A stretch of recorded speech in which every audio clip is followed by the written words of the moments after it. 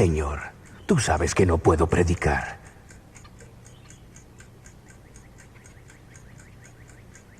Bueno, si tú me muestras el camino, es decir, si tú envías una invitación para que yo predique, entonces, Señor, iré.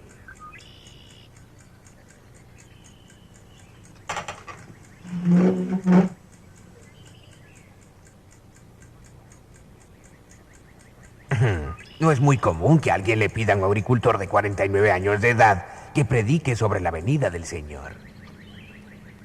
Era un sábado por la mañana en agosto de 1831 y un extraordinario comienzo para el día más importante de la vida del agricultor inglés Guillermo Miller. Pues en el transcurso de una media hora ocurrió algo que cambiaría su vida completamente.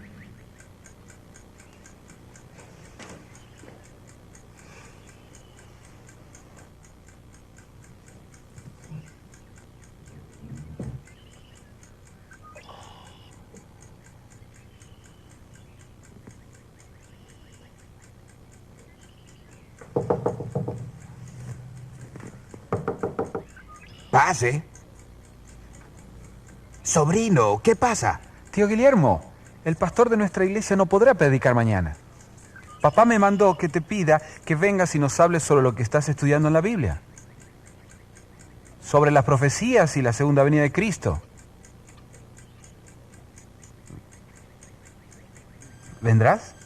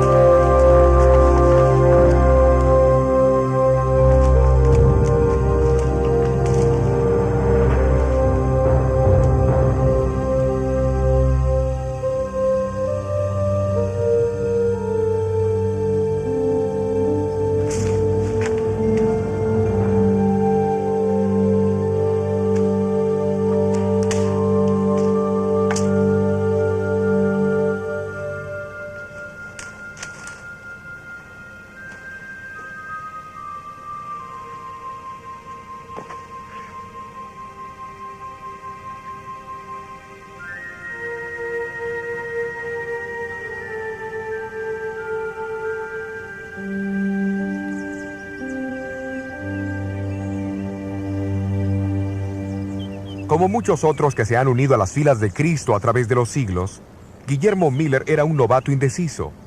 Pero este modesto agricultor de Nueva York llegaría a ejercer una gran influencia en la vida de miles de hombres y mujeres alrededor del mundo. Pues ingresó en el bosque de Arces como un agricultor, pero regresó transformado en un predicador. Sin embargo, la historia de Miller no comienza en el bosque de Arces. Eventos que ocurrieron en la antigua ciudad de Roma tuvieron mucha influencia.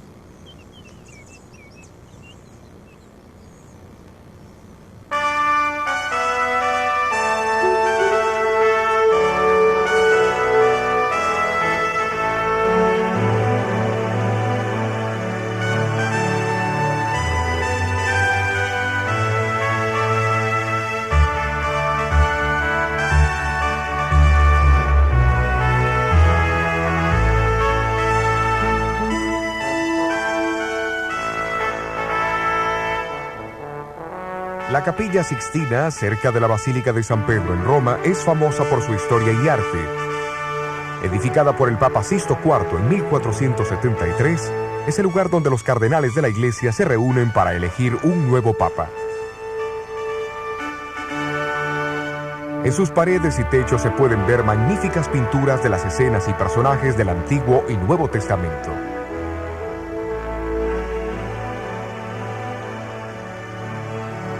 Pero la Capilla Sixtina es también significativa por otra razón, pues allí se encontraron la profecía y la historia.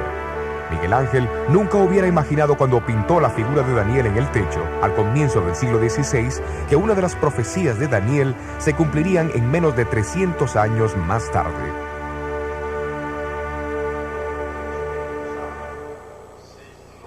La profecía de Daniel en su capítulo 7 reveló que a la ascensión al poder del cuerno pequeño del cuarto gran imperio de Roma se le opondrían 3 reinos. Cuando estos reinos fuesen subyugados, Daniel dijo que el pueblo de Dios sería entregado en las manos del pequeño cuerno por un período de 1260 años. Pero ¿cómo se cumpliría esto? En el año 533 después de Cristo, el emperador Justiniano I, soberano civil supremo, proclamó que el obispo de Roma sería la cabeza de todas las iglesias del este y oeste de su territorio. Al someterse al Papa toda autoridad espiritual, Justiniano virtualmente entregó el pueblo de Dios en su mano y colocó la espada civil a la disposición del pontífice. Pero el decreto no podría ejecutarse mientras el tercer y último reino que se oponía al obispo de Roma, los ostrogodos arianos, gobernasen Italia. Su poder fue interrumpido cuando las tropas de Justiniano rompieron el sitio de Roma por los ostrogodos en el año 538 después de Cristo. Fue en ese año que el antiguo trono del Imperio Romano fue finalmente preservado para el papado y el período de su supremacía eclesiástica comenzó.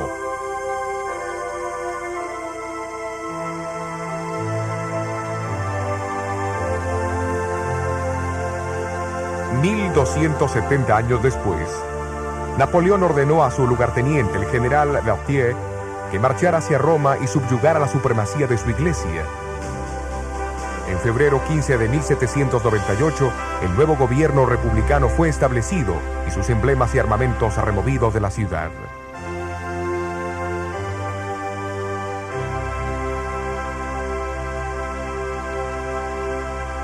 Los acontecimientos históricos cumplieron exactamente las palabras de la profecía.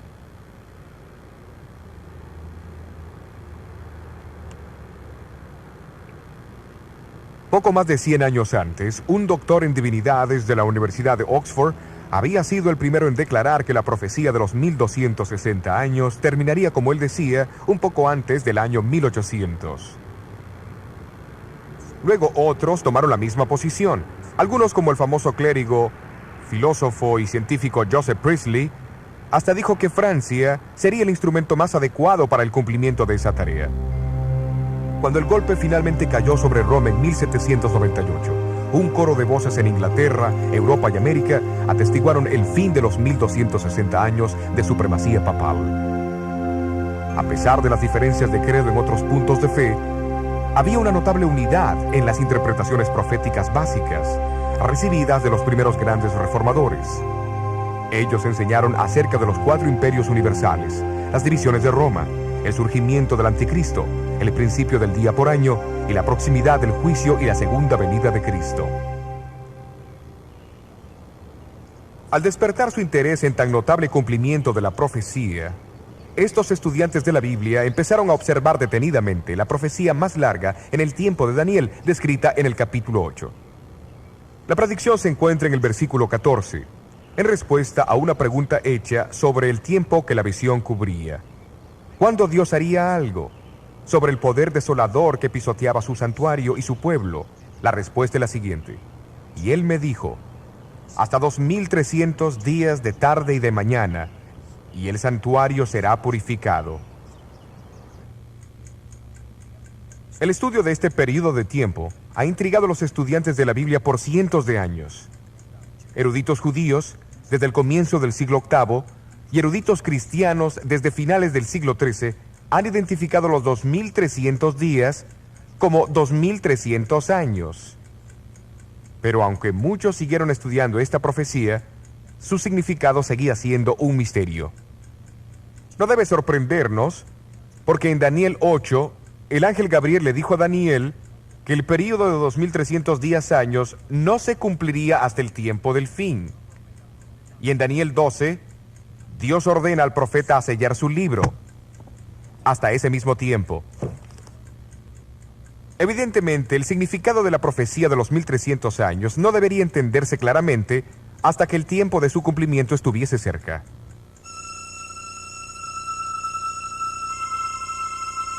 Isaac Newton fue uno de los hombres más brillantes que haya existido, quien formuló las leyes de la gravedad y algunas leyes del movimiento, quien también descubrió los secretos de la luz y el color. Pero muchos no saben que Newton escribió más sobre teología que sobre ciencia, pues él era un gran estudiante de las profecías de la Biblia. En su libro sobre Daniel y Apocalipsis, describió un principio significativo relacionado con la profecía y su cumplimiento. Es un principio tan importante que Jesús lo expresó a sus discípulos 2 veces en la noche anterior a su muerte. Se encuentra en Juan 13 y 14. En el capítulo 14 Jesús dijo: y ahora os lo he dicho antes de que se haga, para que cuando se hiciere creáis. Isaac Newton creía que el designio de Dios era que su pueblo extendiera las profecías solamente cuando el tiempo de su cumplimiento se presentase. Y este principio profético se basa en los hechos de la historia. Cuando Roma gobernaba el mundo occidental, un gran grupo de estudiantes contemporáneos de la profecía reconocieron la identidad y el destino del cuarto imperio profético. Cuando Roma empezó a dividirse, otro grupo de personas describieron el temor que tenían del surgimiento del anticristo. Cuando el pequeño cuerno papal reveló el real carácter e identidad, una gran multitud de reformadores atestiguaron del cumplimiento de la profecía en muchos países. El Espíritu Santo explica lo mismo en otros lugares con más claridad, para que no quede ninguna duda a menos que uno sea un ignorante obstinado. Cuando los 1260 años llegaban a su fin, esto también fue proclamado en el Viejo y Nuevo Mundo.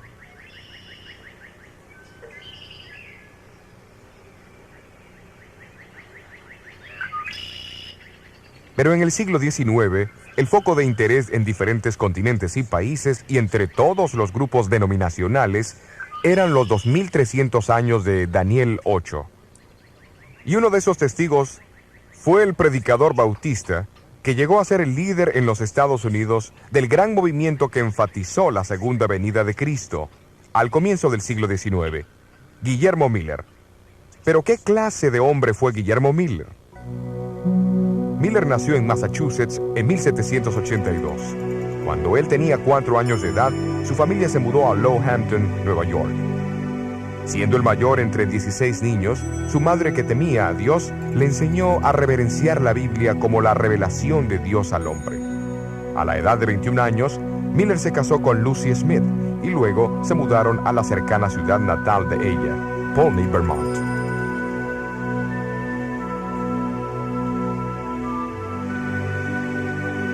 Al separarse de la influencia religiosa de su madre, Miller fue atraído por la filosofía del deísmo, promovida por sus amigos. Para el deísta, Dios es una clase de autor ausente que no tiene ningún interés en su creación. En consecuencia, la oración, la Biblia o la noción de un Salvador no tiene significado. En su libro Apología y Defensa, Miller más tarde describió esta experiencia. Llegué a la conclusión que la Biblia era de concepción humana y la descarté completamente.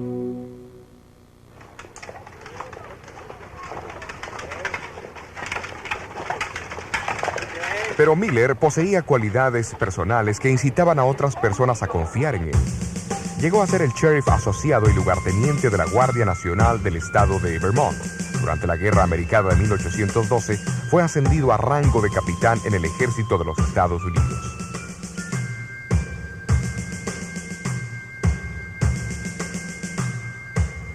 En el verano de 1814, peleó en la famosa batalla de Plattsburgh, uno de los conflictos decisivos de la guerra.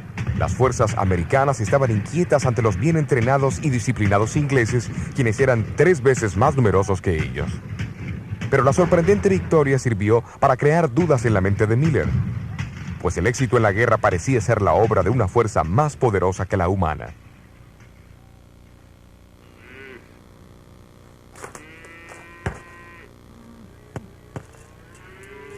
En 1815, Miller regresó a Lowhampton y edificó en un terreno de 80 hectáreas esta cómoda casa de 2 pisos cerca de un bosque de arces.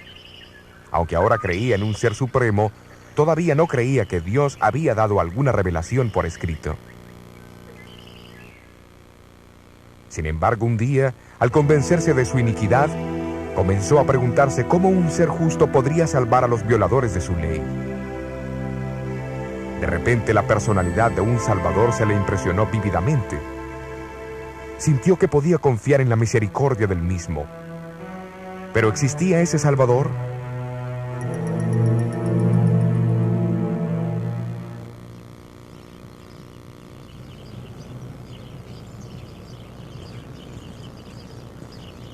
A fines de 1816, él aceptó a Jesús como su Salvador y amigo en la iglesia bautista de Hampton, y la Biblia llegó a ser un deleite.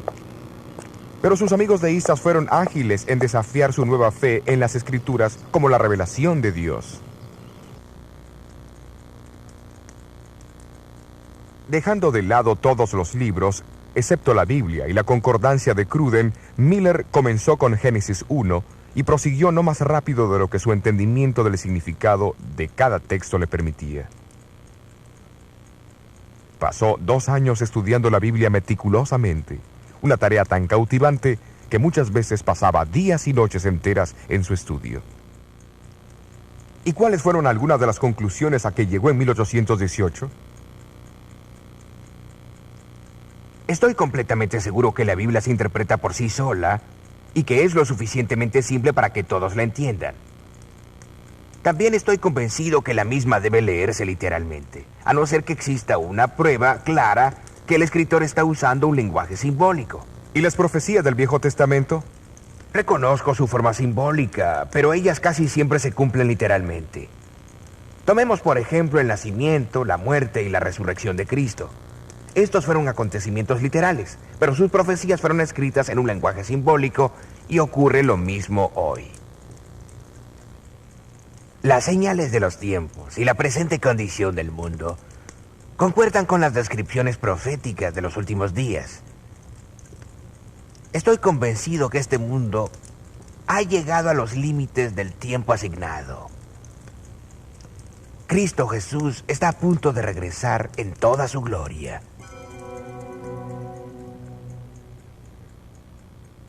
La conclusión de Miller fue interesante, pues era contraria a la idea predominante de la mayoría de las iglesias protestantes de su tiempo sobre la segunda venida. Estos enseñaban que el milenio, o período de 1000 años descrito en Apocalipsis 20, comenzaría con una conversión mundial. Esto llevaría a un reinado milenario de paz y justicia en la tierra. Entonces la segunda venida de Cristo ocurriría al final de los 1000 años. Mientras muchos pensaban que ellos reconocían las señales que indicaban que el milenio se iniciaría al comienzo de los 1800, Miller por su lado estaba convencido de que la venida de Cristo era inminente y que ocurriría al comienzo de los 1000 años. Estoy seguro de que nos hemos equivocado en cuanto a esto. Solo escuchemos Daniel 8, versículo 14. Hasta 2300 días de tarde y mañana y el santuario será purificado. El capítulo indica que los 2300 años comienzan con el decreto de reconstruir Jerusalén en el año 457 a.C. El período termina alrededor del año de 1843. La Biblia parece enseñar que el santuario es la tierra. La purificación debe ser la purificación de fuego en la segunda venida de Cristo. Lo que significa que en unos 25 años el mundo llegará a su fin y Jesús vendrá. De hecho, Miller pasó los próximos 13 años examinando y reexaminando los argumentos a favor y en contra de su creencia.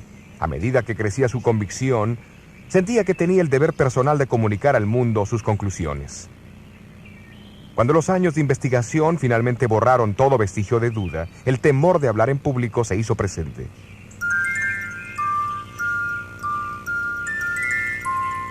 Hasta aquel sábado en el bosque de Arces en agosto de 1831,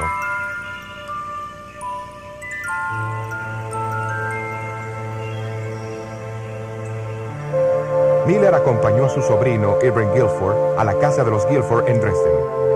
Respetando la falta de confianza de Miller, sus parientes invitaron a los vecinos a su casa en lugar de ir a la pequeña iglesia bautista aquel domingo. El texto que usó en su sermón, Daniel capítulo 7, interpretado de igual manera que los grandes reformadores lo interpretaban, pero con el cumplimiento adicional de los 1260 años en 1798. Fue la predicación de Juan Knox sobre Daniel 7 en 1547 que inició la reforma en Escocia. Pero ahora Guillermo Miller avanza un paso más. Él añade una interpretación de los capítulos 8 y 9 de Daniel para iniciar el gran movimiento del advenimiento en el Nuevo Mundo.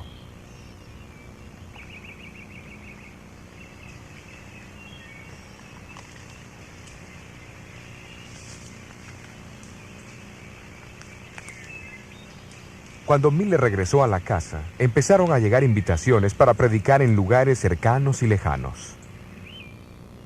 Su segunda serie de reuniones tuvo lugar en esta imponente casa de reuniones bautista en Polney, su antigua ciudad natal. Miller nunca podría haber imaginado que en el transcurso de 15 años su influencia se extendería desde Lowhampton a través de todo el mundo.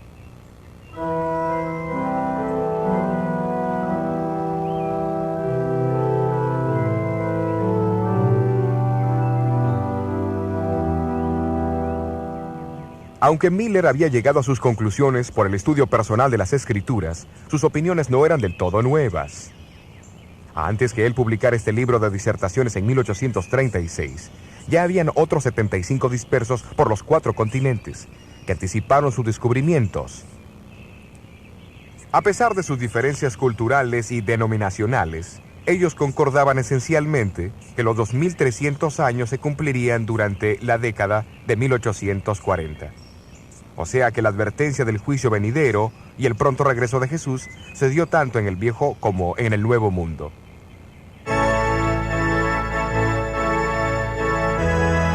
Solamente en Inglaterra más de 1000 ministros la propagaron. En Suecia, donde la predicación contraria a la de la iglesia establecida era ilegal, los niños proclamaron el pronto advenimiento de Cristo. En Estados Unidos, el mensaje de Miller fue oído en las principales ciudades de la nación. El Señor viene. Su llegada es inminente. ¿Estás listo para encontrarlo? Ministros de muchas denominaciones, convencidos de la veracidad del mensaje de Miller, se unieron a él en su proclamación. Los cálculos contemporáneos estimaron de 700 a 2000 el número. La segunda venida de Cristo. También hemos visto los eventos. Se organizaron convocaciones generales que atrajeron mucho público. Se dirigieron reuniones campestres, 125 de ellas entre 1842 y 1844, con una estimada audiencia total de 500.000 de personas. La prensa causó un impacto aún mayor que el evangelismo público. En mayo de 1844 se dice que circularon 5 millones de copias de artículos sobre el segundo advenimiento. Los predicadores, seguidores de Miller, estaban atentos a todo medio disponible para hacer su mensaje simple y claro.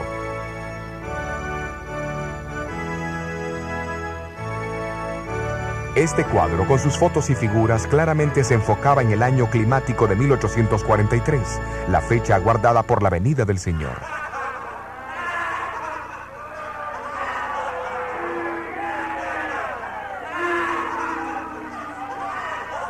Pero no todos tomaron estos predicadores con seriedad. Un legislador introdujo una propuesta para posponer el fin del mundo hasta 1860. Otro ofreció reservaciones de asientos para escaparse en un globo aerostático por $200. Miller siempre había vacilado en fijar una fecha exacta. Mientras el año de 1843 se acercaba, más lo presionaban. Porque el año sagrado de los judíos comenzaba en la primavera. En el año 2300, desde la primavera del año 457 a.C., se cumpliría entre las primaveras de 1843 y 1844. La primavera de 1844 pasó, y Cristo no vino. Volviéndose las Escrituras para una solución a su problema, los seguidores de Miller encontraron la parábola de las 10 vírgenes en Mateo, capítulo 25. En el versículo 5 leyeron la frase, y tardándose el esposo. Evidentemente habría un tipo de tardanza, y así ellos esperaron hasta agosto de 1844, cuando ocurrió un acontecimiento extraordinario. En las reuniones campestres de Exeter, Nueva Hampshire, Samuel Snow, un predicador seguidor de Miller, reavivó a su audiencia. Primero mencionó que, de acuerdo a Esdras 7, el decreto de reconstruir a Jerusalén, que inició los 2300 años, no comenzó hasta el otoño del año 457 a.C. Siendo así, los 2300 años tendrían que terminar en el otoño, no en la primavera. ¿Pero qué día del otoño? Basándose en sus estudios de las fiestas primaverales y otoñales de los judíos en Levítico, Snow concluyó que Jesús aparecería en el 10º día del 7º mes. La mejor evidencia indica que el 10º día del 7º mes judío ocurrirá el 22 de octubre de 1844. Así que en menos de 3 meses, el esposo estará aquí para buscar a su esposa. No es tiempo para que escuchemos el clamor de la medianoche. He aquí, el esposo viene, salid a recibirlo. Las colinas de Nueva Inglaterra pronto resonaron con el clamor de la medianoche. Miller estaba entre los últimos en aceptar esa fecha. Pero él y otros líderes sintieron que guardar silencio parecía contrariar el trabajo del Espíritu Santo.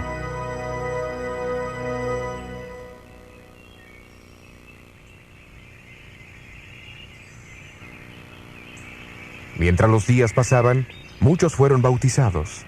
Los creyentes cerraron sus comercios, dejaron sus trabajos, confesaron sus faltas y pasaron horas enteras orando.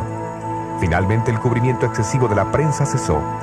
La gran tienda de campaña fue desarmada y guardada por última vez, y los líderes regresaron a sus casas para estar con sus familias.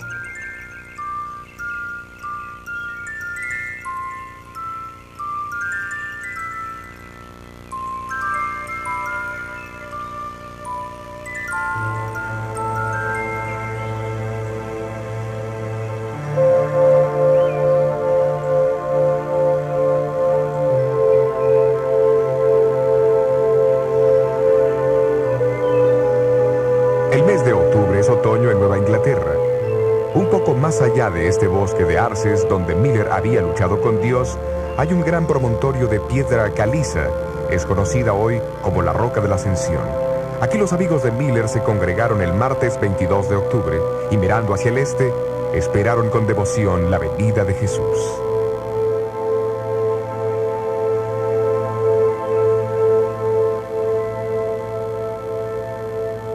Por todo el país, decenas de miles de adventistas, como se le llamaban ahora los seguidores de Miller, se reunieron en iglesias, tiendas y hogares.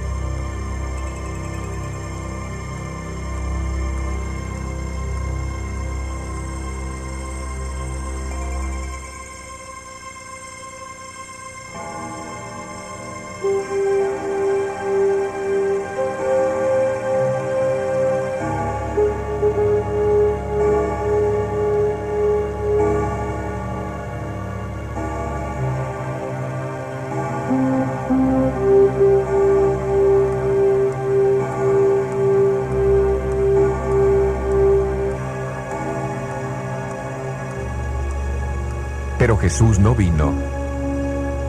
Lo que había comenzado como un día de esperanza, terminaba en una amarga oscuridad de chasco.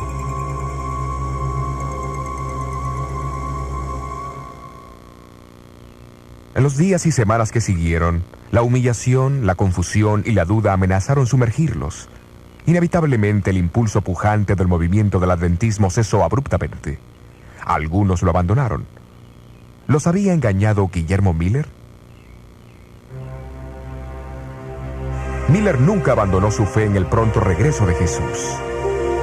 4 años después del chasco construyó esta pequeña capilla en su finca, detrás de la Roca de la Ascensión, y el grupo de creyentes que siguieron compartiendo la esperanza de Miller se reunían aquí con él y su familia.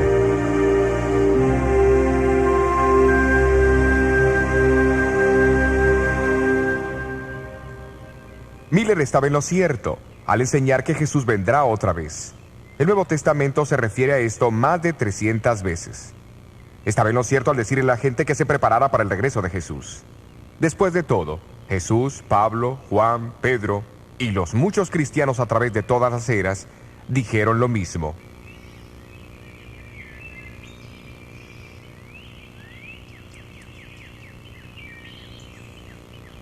Miller estaba en lo cierto al enfocarse más en Jesús que en una fecha.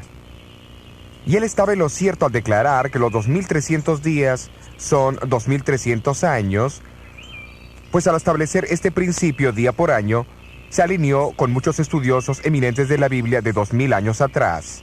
Y al proclamar que los 2300 años se extenderían a la década de 1840, Miller fue solamente uno entre miles de estudiantes contemporáneos de la Biblia que creían lo mismo. Entonces, ¿qué pasó?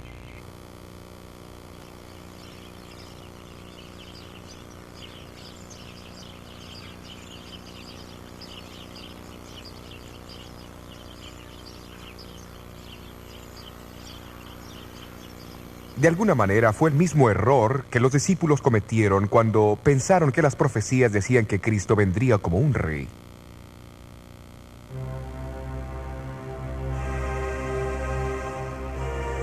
No fue un error de una persona irracional o los cálculos insensatos de un fanático, sino que fue un honesto malentendido del significado de la frase del Antiguo Testamento, donde menciona la purificación del santuario. Pero ¿por qué Dios permitió que el hombre, que él había llamado inequívocamente para un propósito, cometiera tremendo error? Tal vez nunca sepamos la respuesta completa a esta pregunta. Pero recordemos que en aquel tiempo, muchos cristianos creían en una conversión mundial que culminaría con el regreso de Jesús al fin de los 1000 años. Tal vez Dios en su amor estaba enviando un mensaje al mundo de una manera alarmante para advertirle de los crecientes problemas y maldades que padecerían al inminente retorno de su Hijo, antes de los 1000 años. Miller estaba en lo cierto sobre el cálculo de la profecía de los 2300 años de Daniel. Algo ocurriría al final de los 2300 años. La purificación del santuario.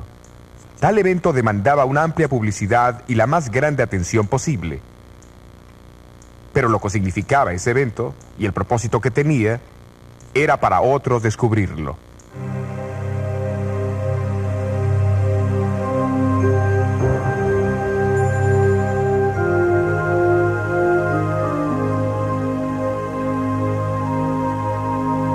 Miller falleció 5 años después del gran chasco del 22 de octubre de 1844. Poco antes de morir, Miller escribió esta carta inconclusa. Apreciado hermano, no puedo contenerme de escribir una palabra o dos aunque no pueda ver. Todo marcha bien. El esposo viene, no hay duda. El rey debe venir. Levanten sus cabezas, muestren regocijo, no sean creyentes infieles. Pronto veremos al que hemos buscado y esperado.